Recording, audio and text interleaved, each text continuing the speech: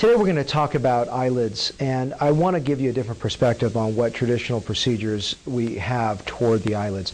A lot of times when we look at the lower eyelid, by the way, we'll explain what this is for in just in a moment if you're wondering why I'm carrying a balloon. The lower eyelids, we oftentimes look at it as an eye bag. In fact, that's how we traditionally look at the lower eyelid. We say, hey, that person's got an eye bag, or I've got an eye bag, can you fix the bag? But it's actually the inverse way of looking at the lower eyelid. I want to explain to you a model so that you can perhaps understand this a little bit better. The best way to understand the lower eyelid is not an eye bag, but a shoreline. So picture the lower eyelid contour like a shoreline in youth. It's filled up to the rim so that you don't see anything, and you don't see any bags or anything.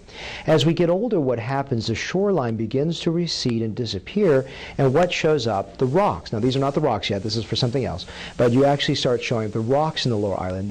Those rocks are the bags. The way that I fix this is instead of taking the bags out in most cases, I refill the bottom area up so the shoreline is at high tide. You don't see the rocks anymore.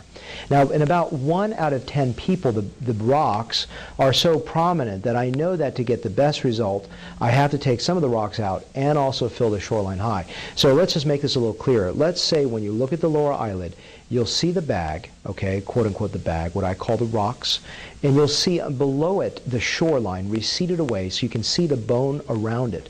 So the trick here is not to put more fat into the rocks or into the bag, but just around the perimeter or rim of this area so that the contour is smoother, so the shoreline is back up.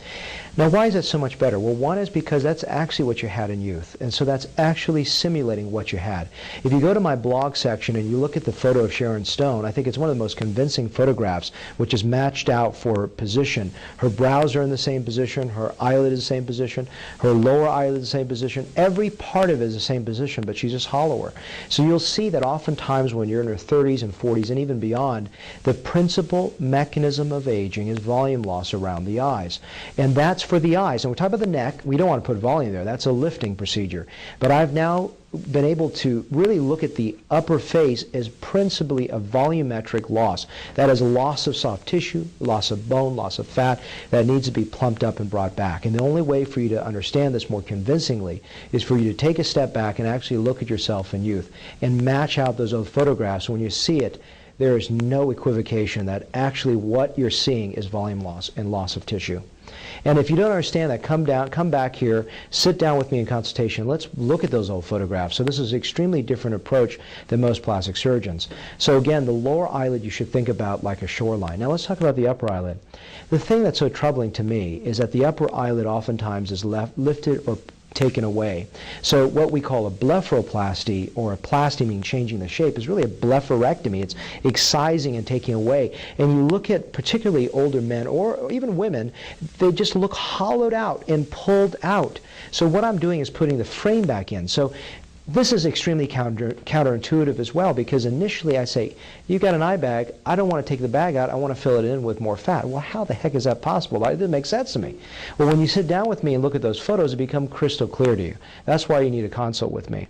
I'm going to give you a simplified model for the upper eyelid. So we just talked about a shoreline for the lower eyelid.